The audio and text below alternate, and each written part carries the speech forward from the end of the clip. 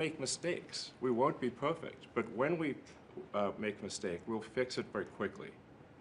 So for example, with USAID, one of the things we accidentally canceled very briefly was Ebola, Ebola prevention. I think we all want Ebola prevention. So we restored the Ebola prevention immediately, and there was no interruption. But we do need to move quickly if we're to achieve a $1 trillion deficit reduction in financial year 2026. It requires saving $4 billion per day, every day, from now through the end of September. But we can do it, and we will do it. Thank you. Would you have any questions of Elon while we're on the subject of those? Because we'll finish off with that. And if you would have any questions, please ask. You could ask me or Elon. Go ahead, please. Thank you, Mr. President. Thank you, Mr. Musk. I just wanted to ask you that President Trump put out a Truth Social today saying that everybody in the cabinet was happy with you. I just wondered if you had heard otherwise, and if you had heard anything about members of the cabinet who weren't happy with the way things were going, and if so, what are you doing to address those any dissatisfaction? You want to let the cabinet speak just for a second. Is anybody unhappy with Elon? If you are, well, throw him out of here. Is anybody unhappy?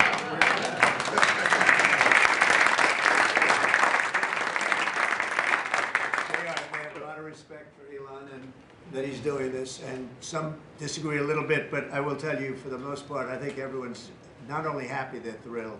So go ahead, Elon. And President Trump has put together, I think, the best cabinet ever. Literally. So, and I do not give false praise. This is an incredible group of people. I don't think that such a talented team has actually ever been assembled. I think it's literally the best cabinet that the country has ever had, and I think the company should be incredibly appreciative of the people in this room.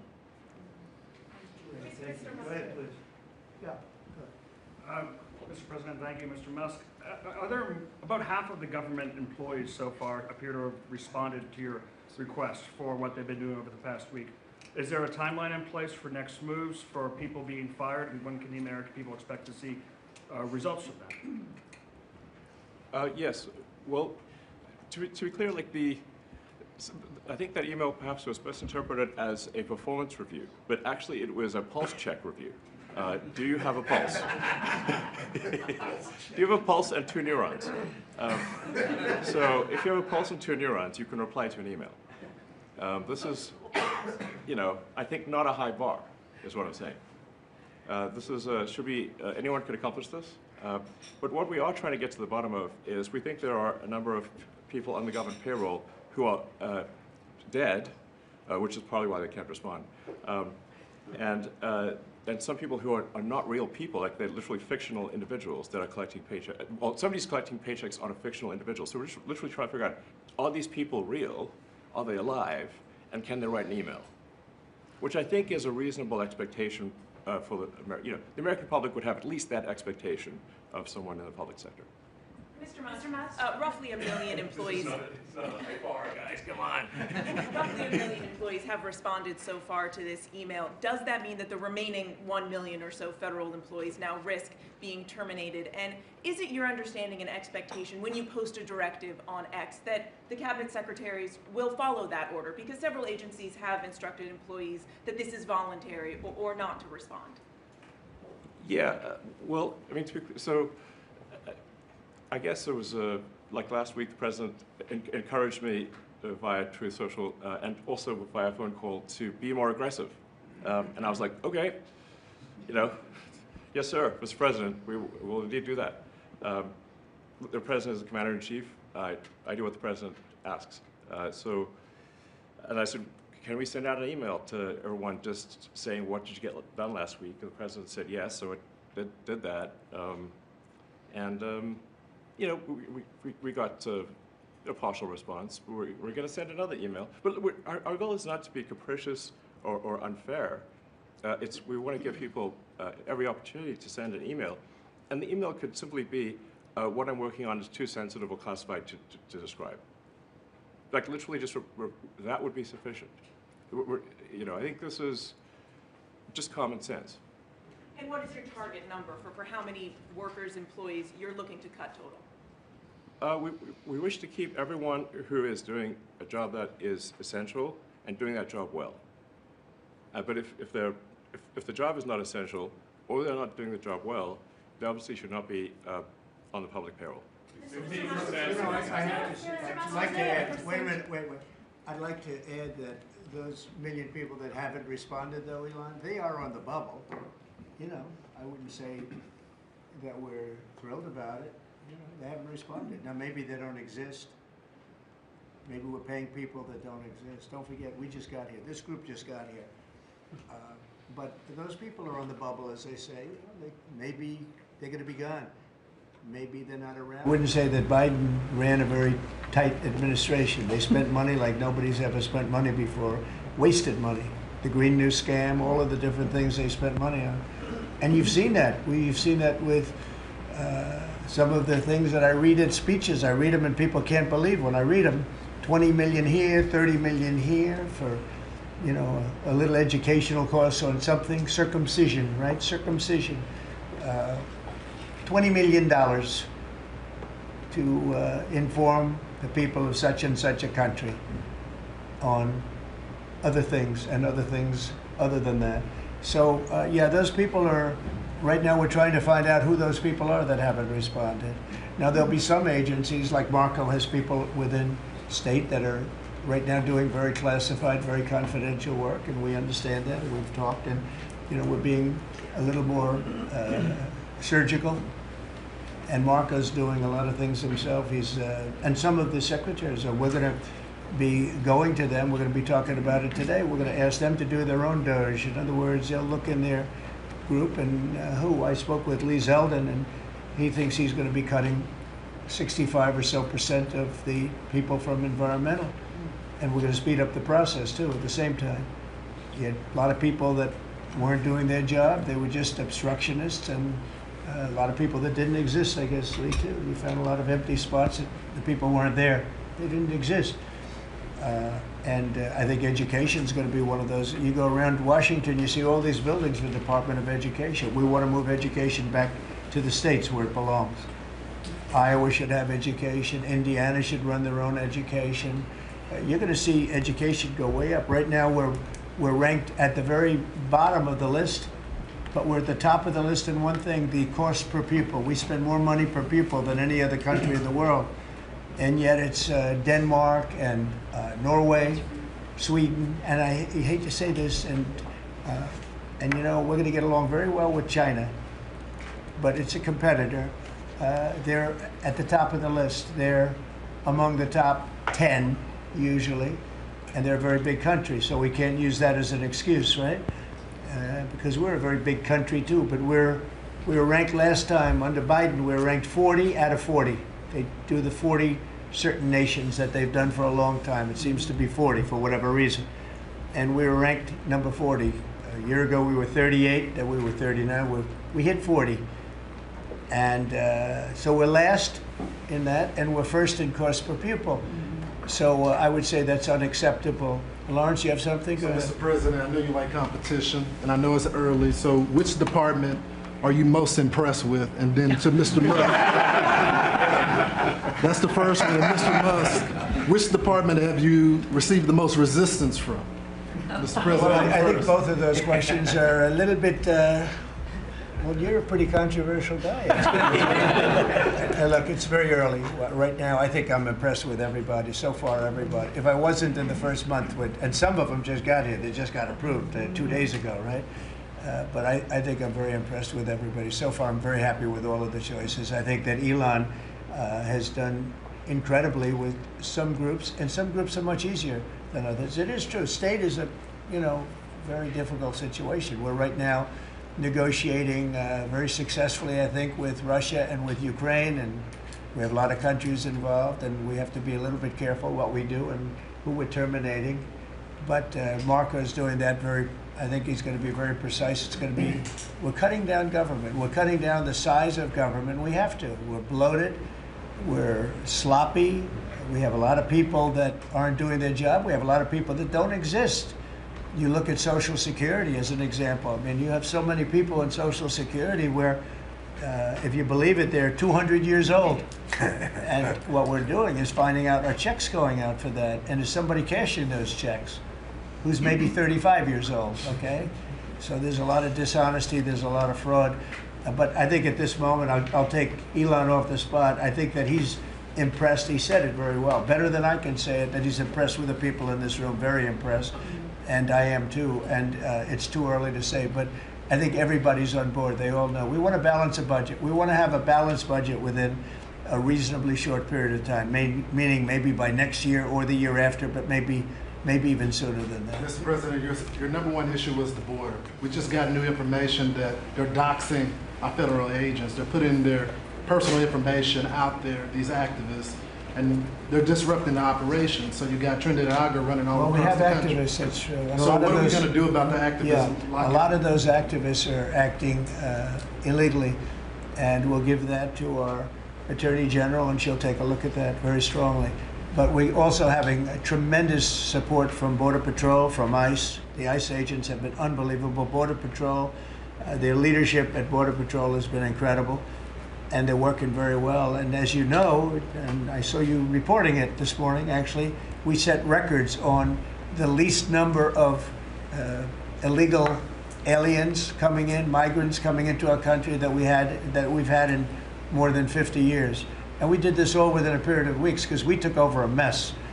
The world was pouring in. And remember, they were coming in from jails and prisons and mental institutions and insane asylums, and they were gang members and drug dealers. Anybody wanted to come in, they came. And from not just South America, from all over the world. So it's amazing what they've done. And Christie and Tom Holman, the job they've done has been absolutely amazing. We set records for and we want people to come into our country, by the way, but they want to come in, they have to come in legally. I want that to be really understood. We want people in our country, but they have to come in legally. Can I follow on that, Mr. President, about the Trump Gold Card idea that you unveiled yesterday? I hope you like it. I await more information, but the question is, does this reflect a view on your part that the American immigration system has never been properly monetized as you feel it should be? Well, not so much monetized. It hasn't been properly run. I get calls from, as an example, companies where they want to hire the #1 student at a school. A person comes from India, China, Japan, lots of different places, and they go to Harvard, the Wharton School of Finance, they go to Yale, they go to all great schools, and they graduate #1 in their class. And they're made job offers, but the offer is immediately rescinded because you have no idea whether or not that person can stay in the country. I want to be able to have that person stay in the country. These companies can go and buy a gold card, and they can use it as a matter of recruitment. At the same time, the company is using that money to pay down debt. We're going to pay down a lot of debt with that. And I think the gold card is going to be used by, not only for that, I mean, they'll be used by companies. I mean, I could see Apple. I've spoken with Tim Cook, and by the way, he's going to make a $500 billion investment in the country only because of the results of the election. And I think because of tariffs. He's going to want to be in the country because of tariffs. Because if you're in the country, there is no tariff. If you're out of the country, you got to pay tariffs. And that's going to be a great investment, I think, that he's making. I know it's going to be a great investment, but we have to be able to get people in the country, and we want people that are productive people. And I will tell you, the people that can pay $5 million, they're going to create jobs. They're going to spend a lot of money on jobs. They're going to have to pay taxes on that too. So they're going to be hiring people. They're going to be bringing people in and companies in. And I don't know, maybe it will sell like crazy. I happen to think it's going to sell like crazy. It's a bargain. But we'll know fairly soon. I think Howard and Scott, a few of you really are responsible for it. But Howard, if you want to discuss that for a couple of minutes, I think I'd like to have you. I think it's going to be a very successful program. This is commerce. So the EB-5 program, which has been around for many years, had investment of $1 million into projects in America. And those projects were often suspect, they didn't really work out, there wasn't any oversight of it. And so for $1 million investment, you got a visa, and then you came into the country and ended up with a green card. So it was poorly overseen, poorly executed. Then you had our border open where millions of people came through. So the idea is we will have a proper business. We will modify the EB-5 agreement. Christy and I are working on it together. For $5 million, they'll get a license from the Department of Commerce. Then they'll make a proper investment on the EB-5, right? And we think Scott and I will design the EB-5 investment model because Scott and I are the best people together to do that. So this is joint. This is exactly the Trump administration. We all work together. We work it out to be the best. And if we sell, just remember, 200,000. There's a line for EB-5 of 250,000 right now. 200,000 of these gold green cards is $1 trillion to pay down our debt.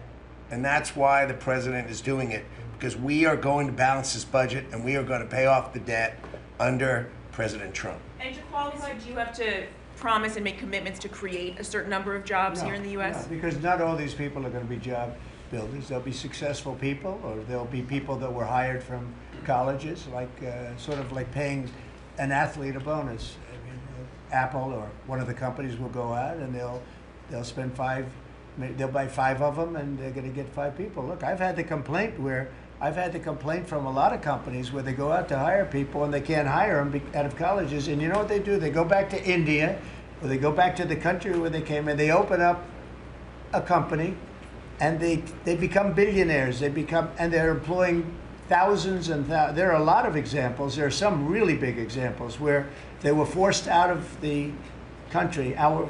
They graduated top in their class at a great school, and they weren't able to stay.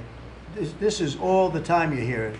And the biggest complaint I get from companies, other than over-regulation, which we took care of, but we're going to have to take care of it here because a lot of that was put back on by Biden. But the biggest complaint is the fact that they can't have any longevity with people. This way they have pretty much unlimited longevity. Also with the 5 million, you know, that's a path to citizenship. So that's going to be, it's sort of a green card plus, and it's a path to citizenship. We're going to call it the gold card. And I think it's going to be very treasured. I think it's going to do very well. And we're going to start selling, hopefully, in about 2 weeks.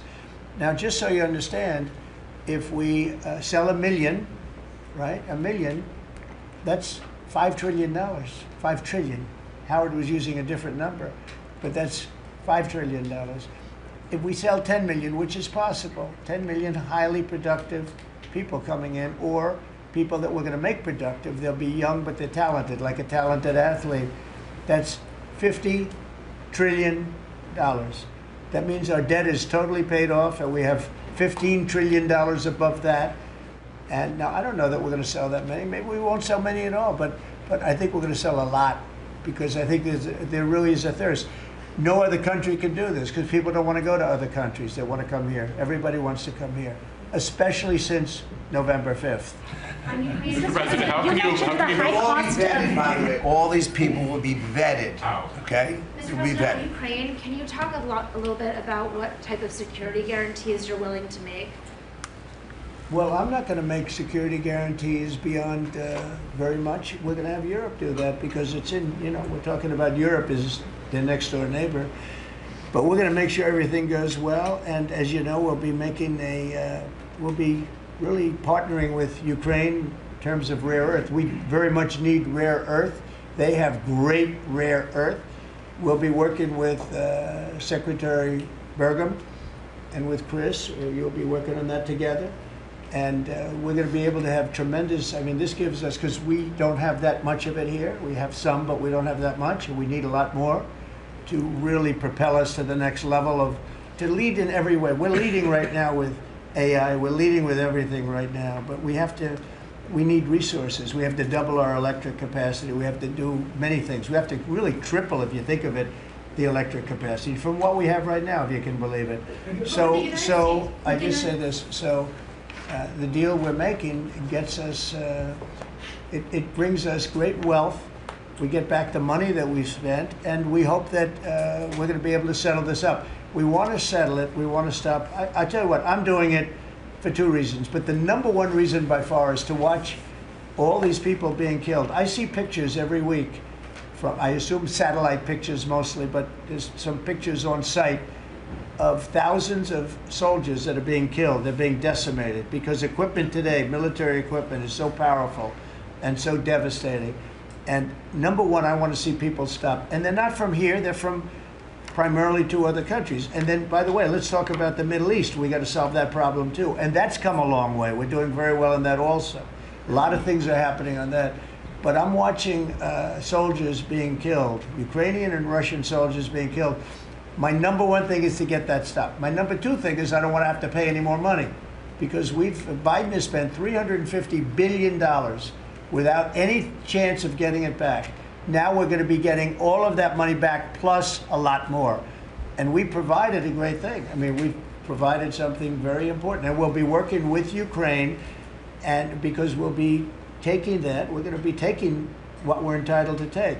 Now, they spent $350 billion, and Europe spent $100 billion. Now, does anybody really think that's fair? But then we find out, a little while ago, not so long ago, a few months ago, I found out that the money they spent, they get back.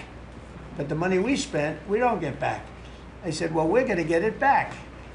And we'll be able to make a deal. And again, President Zelensky's coming to sign the deal. And it's a great thing. It's a great deal for Ukraine, too, because they get us over there. And we're going to be working over there. We'll be on the land. And, you know, in that way, there's sort of automatic security, because nobody's going to be messing around with our people when we're there.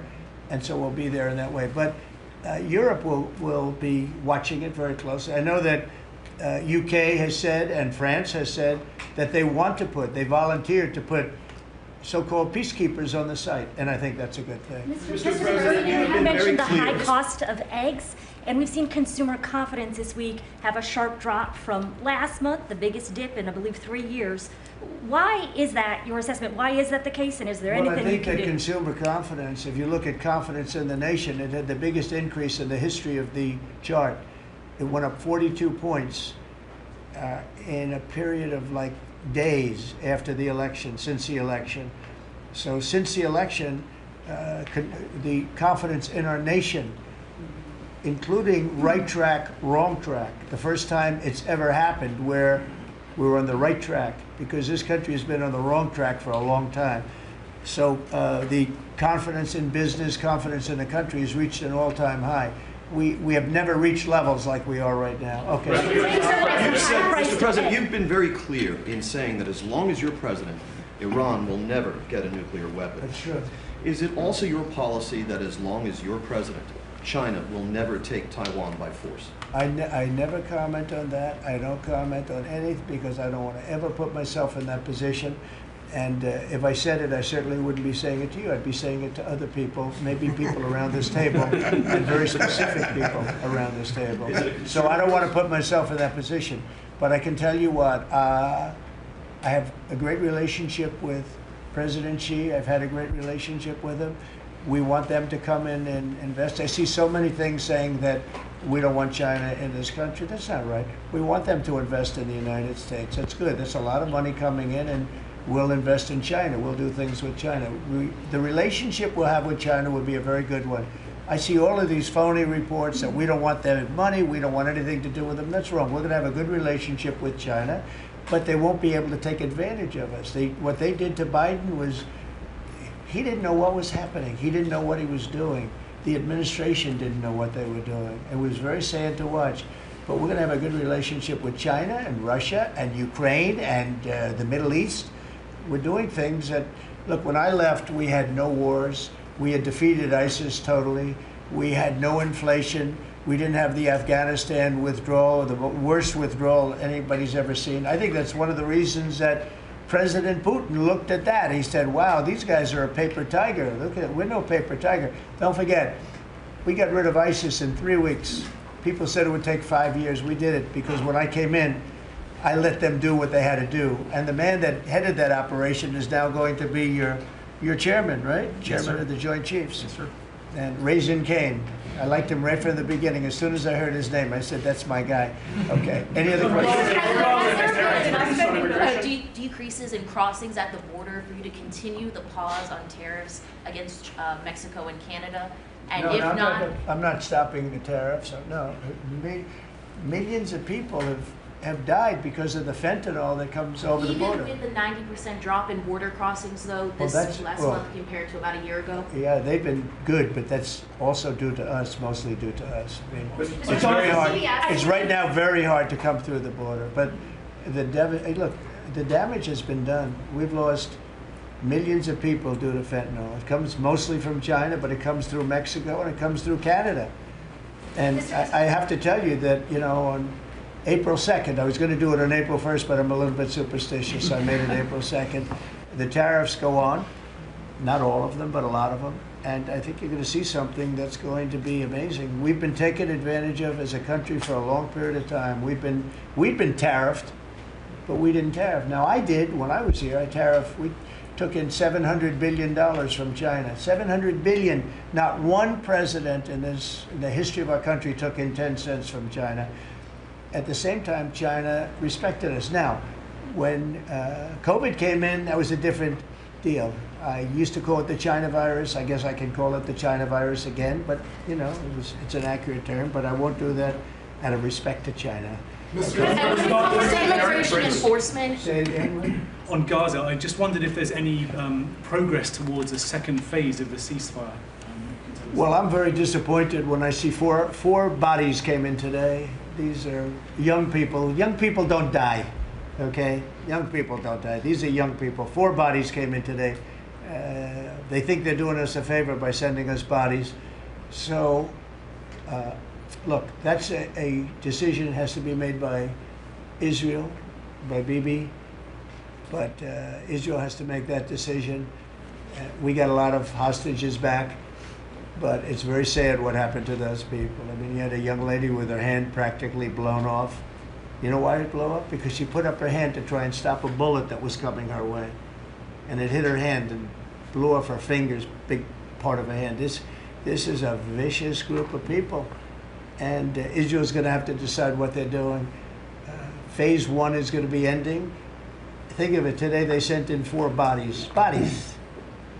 And I will say one thing, though. I've spoken to a lot of the parents and a lot of the people involved. They want those bodies almost as much and maybe even just as much as they wanted their son or their daughter. Amazing. Please, sir, please. My son is dead, but they have his body. Please, can you get it for us? It's the biggest thing. It's incredible, the level. They want the bodies of these people. They're dead. They're dead. And you know, when I saw the ones that came in 2 weeks ago, they looked like they just got out of a concentration camp. Then the following week, a group came in and they weren't as bad and as bad a shape. But Israel's going to have to make a decision. You're right, phase 1 and now phase 2 has started.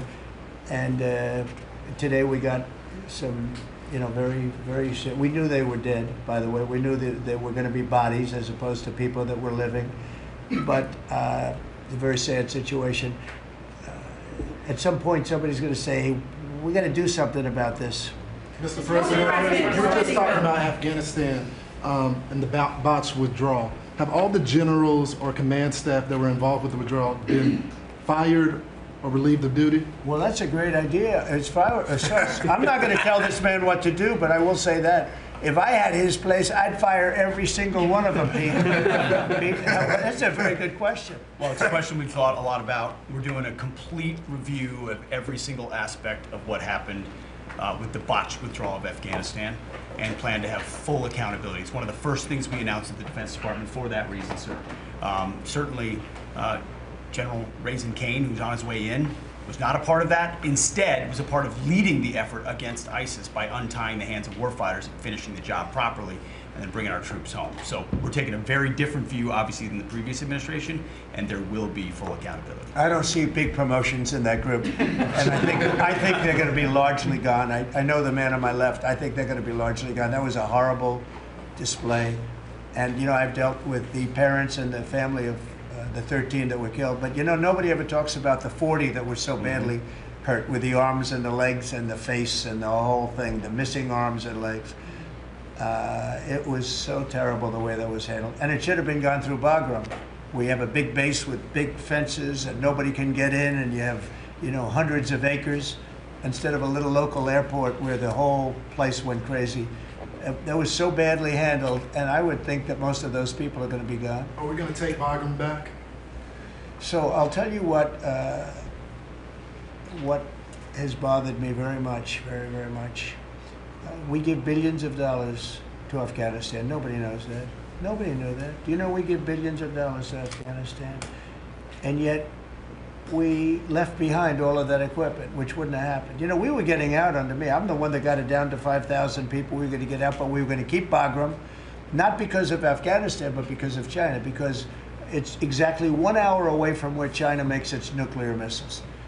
So we're going to keep Bagram. We were going to keep a small force on Bagram. We were going to have Bagram Air Base, one of the biggest air bases in the world, one of the biggest runways, one of the most powerful runways in the sense that it was very heavy concrete and steel. You could carry about anything. You could land anything on those runways. We gave it up. And you know who's occupying it right now? China. China. Biden gave it up. So we're going to keep that, and we're going to have a withdrawal, and we're going to take our equipment. We're going to do it properly. We're going to do it we're going to keep the equipment.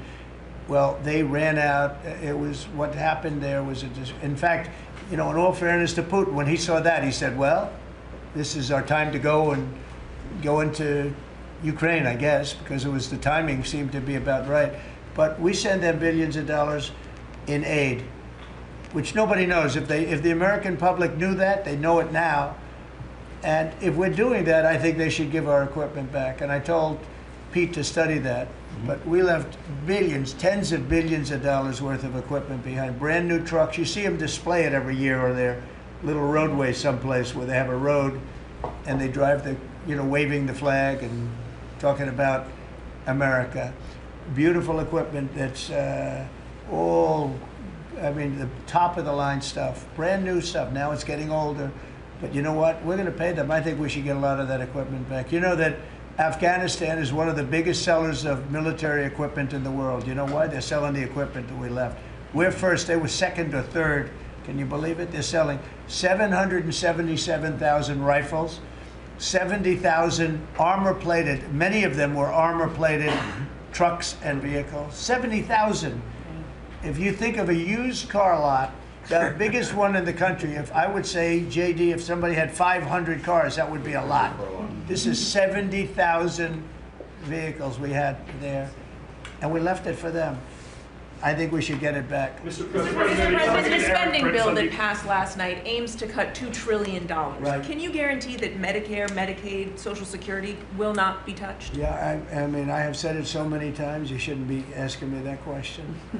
Okay? This will not be read my lips. It won't be read my lips anymore. We're not going to touch it. Now, we are going to look for fraud. I'm sure you're okay with that, like people that shouldn't be on, people that are illegal aliens and others, criminals in many cases. And that's with Social Security. We have a lot of people. You see that immediately when you see people that are 200 years old that are being sent checks for Social Security. Some of them are actually being sent checks. So we're tracing that down, and I have a feeling that Pam is going to do a very good job with that. But you have a lot of fraud. But no, I'm not. We're not doing anything on that. Mr. President, part of your mission, sir, part of your mission has been, thank you, I'm sorry. Part of your mission has been to restore executive control over the executive branch. Is it your view of your authority that you have the power to call up any one of or all of the people seated at this table and issue orders that they're bound to follow? Oh yeah, they'll follow the orders. Yes, they will. No exceptions. No exception. Well, let's see. Let me think. Oh yeah, yeah. She'll have an exception. Of course, no exceptions. You know that. Mr. President, can you clarify the Canada-Mexico tariffs? You had put that 30-day pause, but you just referred to April. 25%. 25%. When does it go into effect? April 2nd. April 2nd for Canada-Mexico. Correct. And for everything. Well, we have the fentanyl-related is a pause. If they can prove to the president they've done an excellent job, that's what they first do in 30 days. Have you guys seen any But then the overall is April 2nd. So the big transaction is April 2nd, but the fentanyl-related things, they're working hard on the border. At the end of that 30 days, they have to prove to the president that they've satisfied him to that regard if they have. It's gonna be Then hard he'll to give them a pause, or he won't. But It's going that's to be up to hard to him. We'll see. satisfy. We lose 300,000 people a year to fentanyl. Not 100, not 95, not 60 like you read. You know, you've been reading it for years. We lost, in my opinion, over the last couple of years, on average, maybe close to 300,000 people dead. And the families are ruined. You know, when they lose a daughter, when they lose a son, the families are never the same. You're never going to be the same. So you're talking about 1 million people. But when the daughters die, I see it, daughters die and the sons die because of fentanyl. And in some cases, I don't even know they're taking it. They're buying something else and it's laced with fentanyl and they end up dying. And I've known many people who've lost children to fentanyl and for other reasons, but to fentanyl, it's such a big killer. And those people are never the same people. I mean, I've seen people that for the rest of their lives, they're not the same people. They're so different, it's not even believable. Dynamic people, happy people they die a miserable death. And that's because of the crap that comes in through China and through Mexico and through Canada. A lot of it comes through Canada. Look, we support Canada. $200 billion a year in subsidies one way or the other. We let them make millions of cars. We let them send us lumber. We don't need their lumber. We're going to free up our lumber. Lee's going to do that, head of environmental. We're going to free up our lumber. We have the best lumber there is. We don't need their lumber. What do we need their lumber for? When you look at we subsidize them $200 billion a year. Without us, Canada can't make it. You know, Canada relies on us 95%. We rely on them 4%. Big difference. And I say Canada should be our 51st state. There's no tariffs, no nothing. And I say that we give them military protection. They have a very small military. They spend very little money on military. On NATO, they're just about last in terms of payment because they say, why should we spend on military? That's a tremendous cost. Most nations can't afford to even think about it. Why should we spend on military? The United States protects us. And I would say that's largely true. We protect Canada, but it's not fair. It's not fair that they're not paying their way.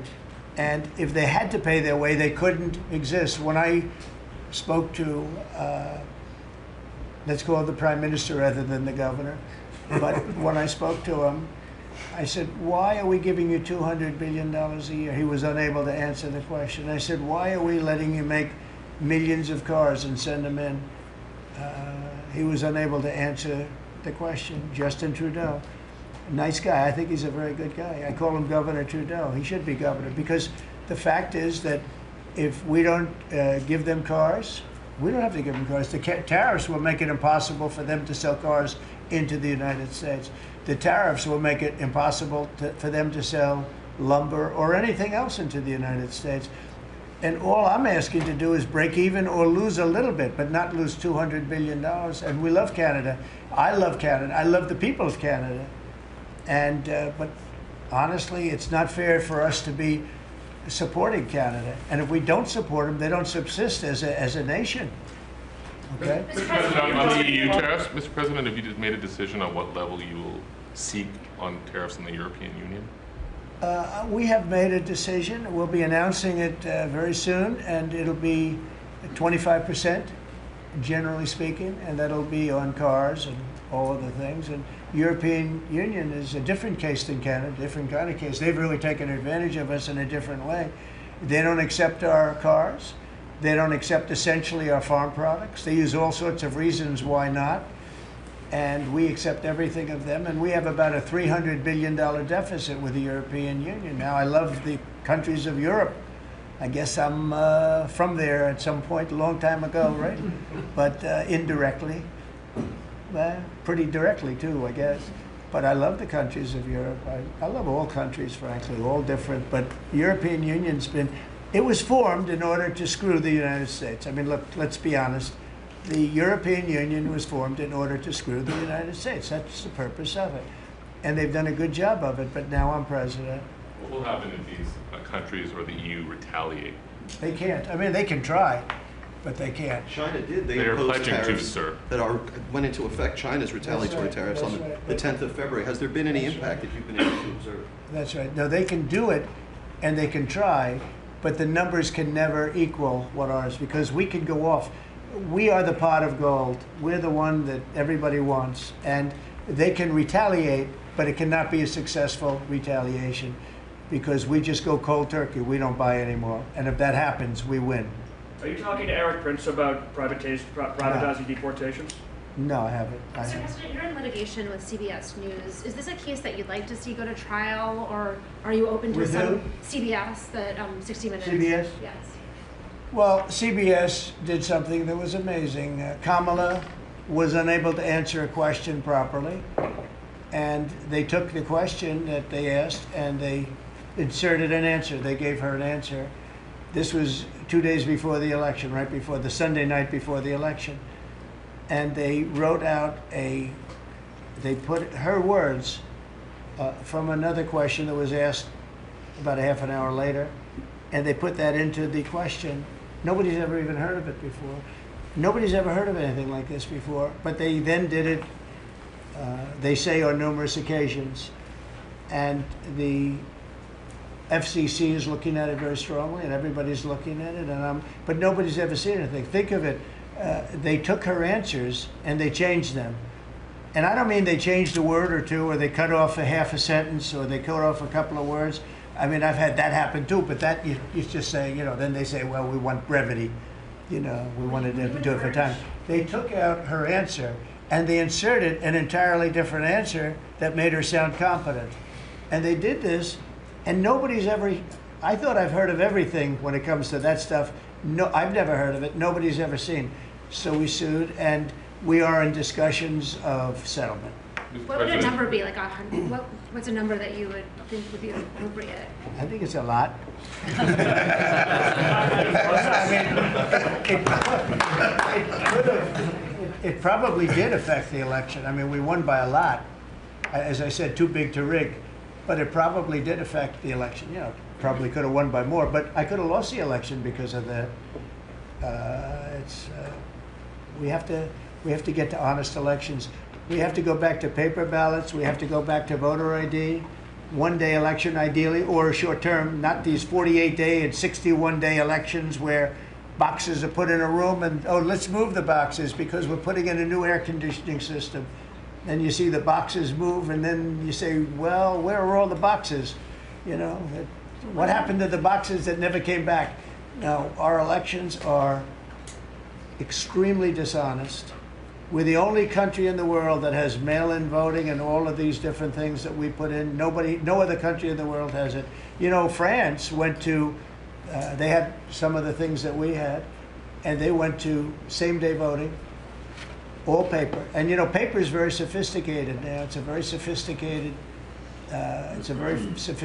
form of voting right now. It's a very safe form of voting. The other things for the governors, I wish the governors would do it, because the paper ballots will cost 9% of the machines, and they're 100%.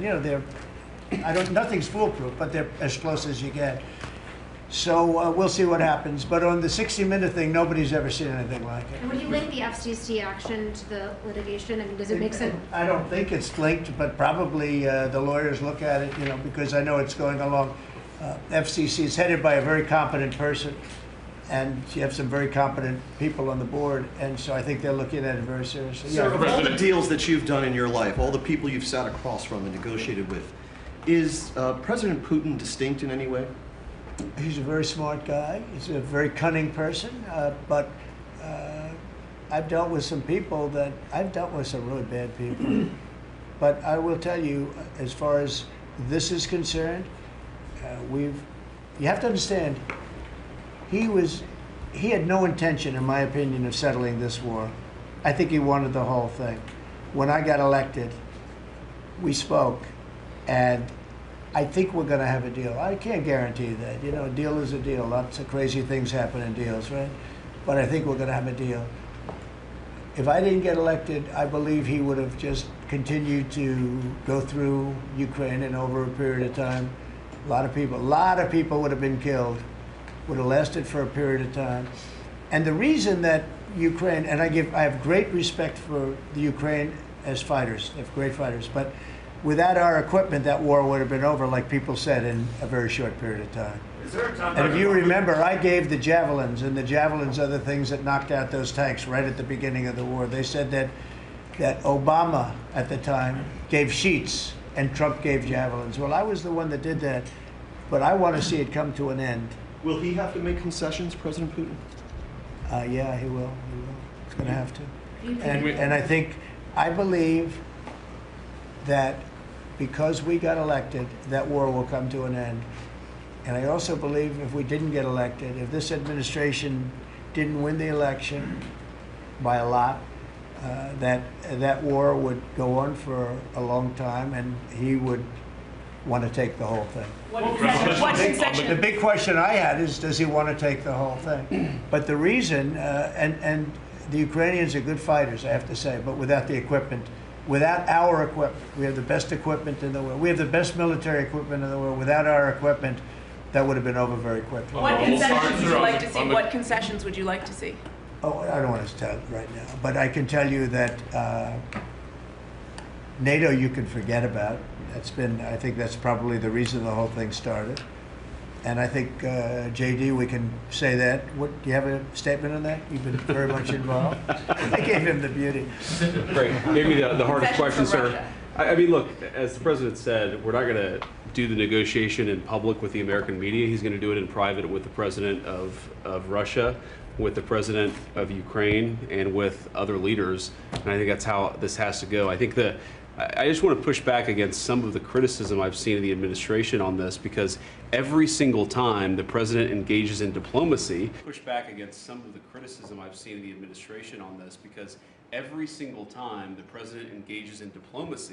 you guys preemptively accuse him of conceding to Russia.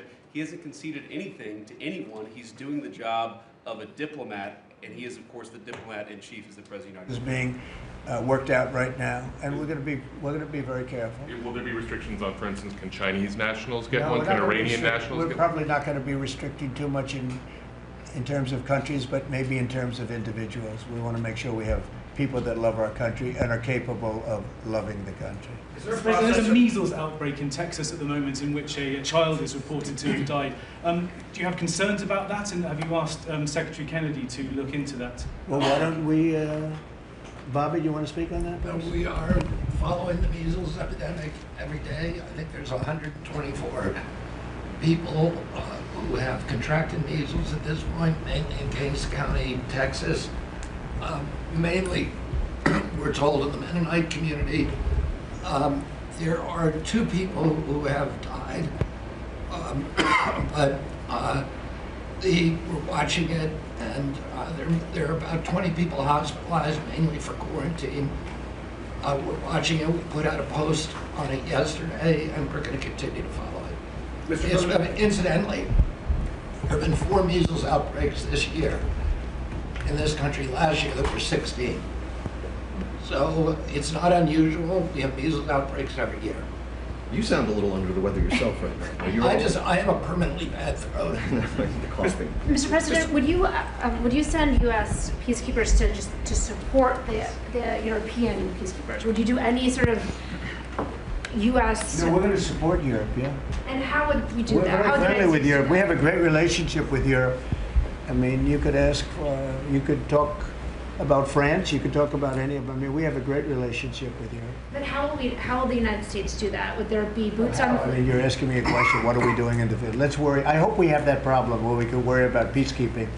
We got to get there first, but I hope we have the problem of worrying about peacekeeping. That'll be the easiest problem, I think, JD, that we've ever had. That would be part of the deal, presumably, that the Ukrainians would want. We'll do it at the time, but peacekeeping is very easy. It's making the deal that's very tough. And again, nobody was speaking to Russia at all, and probably 1.5 million soldiers have been killed, close to 1.5 million soldiers. Not to mention a tremendous. I will tell you, the thing with that horrible war that should have never started would have never started if I were president, and it didn't start for 4 years, and it was not even thought about starting.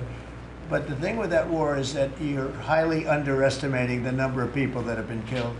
Far more people have been killed in that war than you talk about. You know, you like to talk about numbers like 1 million people. Well, they had much more than 1 million soldiers killed. But you have a lot of cities that have been knocked to the ground. They're demolition sites, literally demolition sites. Every single building is knocked to the ground. And a lot of people were killed in those buildings. And you'll hear a report, 2 people were minorly injured or just injured a little bit. No, people were killed by the thousands. And there are a lot more people killed in that war than the media wants to talk about, because Biden did a horrible, horrible job. He should have prevented that war. He could have prevented that war. Putin would have never gone in. I'll tell you one thing. He would have never gone in. That war would never have taken place if I were president. I think what people are trying to understand, Mr. President, is how would the United States, what would you be willing to do to support this European peacekeeping effort? Would there be... Again, you're asking me the same question. How many times do you have to answer? You're talking about after we make peace. Let me make peace first. Once we make peace, I'll give you all the answers you want. But how many times can you ask the same question? Is loosening of sanctions Is loosening of sanctions on Russia a potential option as part of an overall deal? No. We have sanctions on Russia. No, I want to see if we make a deal first, but I think we will. I've had very good conversations with President Putin. I've had very good conversations with President Zelensky, and until 4 weeks ago, nobody had conversations with anybody. It wasn't even a consideration. Nobody thought you could make peace. I think you can. But if Mr. President, Putin gets to just keep to bring this... the land that was claimed by force, if the Russians get to keep the territory that they claim by force, doesn't that send a dangerous message, let's say, to China about Taiwan? Okay. You try and take it away, right? We're gonna do the best we can. We're gonna do the best we can to make the best deal we can for both sides. But for Ukraine, we're gonna try very hard to make a good deal so that they can get as much back as possible. We want to get as much back as possible. Mr. President, just to bring this full... We'll cut it out after maybe this question. Go ahead. To bring this full circle Unless it's a back bad to... question, then we'll Back to a question. You always like to finish on a good one. Sir, they want you to negotiate with them instead of with President Putin. Back to a question about the peacekeepers. Then you have a lot of confidence in us because you assume there's going to be peace. You know, it's possible it doesn't work out. There is possibility. But I hope it does for the sake of humanity, because if you look at the pictures that I've looked at, you don't want to look at them. Go ahead. I had a question back on these cuts to the federal workforce. You mentioned you're interested in doing another round of this email. When would you like to see that? What would be the deadline? And this time, would it be mandatory? I think Elon wants to, and I think it's a good idea because, you know, those people, as I said before, they're on the bubble. You got a lot of people that have not responded, so we're trying to figure out, do they exist? Who are they? And it's possible that a lot of those people will be actually fired. And if that happened, that's okay, because that's what we're trying to do. This country has gotten bloated and fat and disgusting and incompetently run. I think we had the worst president in the history of our country.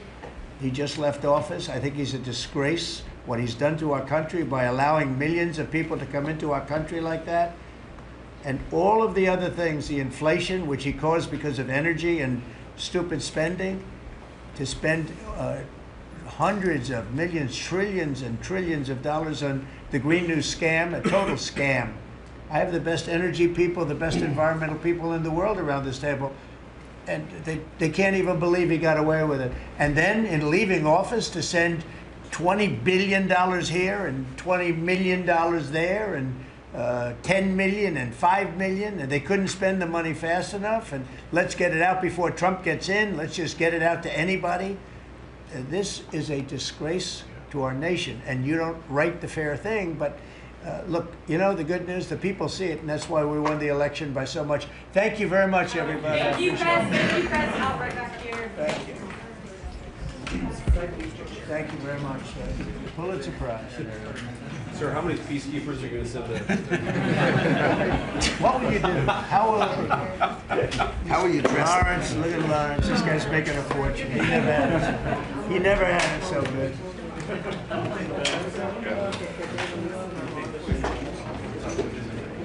Lawrence, say we did a great job, please. Okay? Say it was unbelievable.